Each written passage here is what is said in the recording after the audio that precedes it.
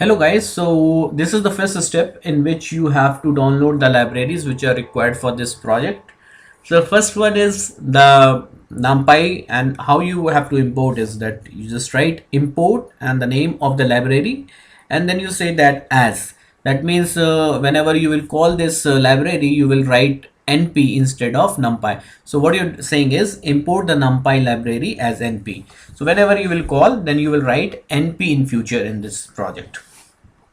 So NumPy is a actually scientific library which works with the arrays, n-dimensional array. It can be a one-dimensional array, which is called vector, two-dimensional array, which can be a matrices. It can be three-dimensional, and it can be any dimensional array.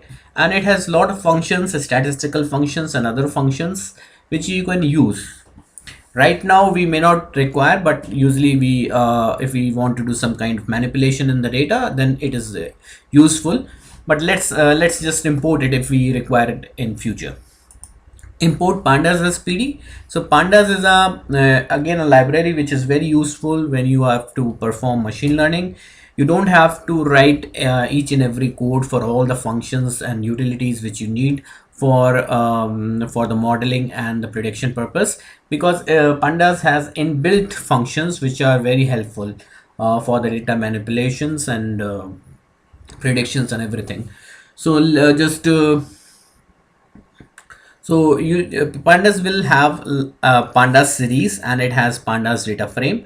So pandas data frame, when you have that pandas data frame, in that data frame, if you want to do any kind of manipulation in the data, you want to filter something, you want to select something, you want to you remove the NA values, missing values, you want to impute the fill the missing values with something, you can do all that using the pandas. You don't have to write each and every code in the low level libraries. Then you have Scikit-Learn. Scikit-Learn has all the machine learning models in it, and it has also the libraries packages for the cross validation. So now, and then matplotlib also you have to import matplotlib.pyplot as plt.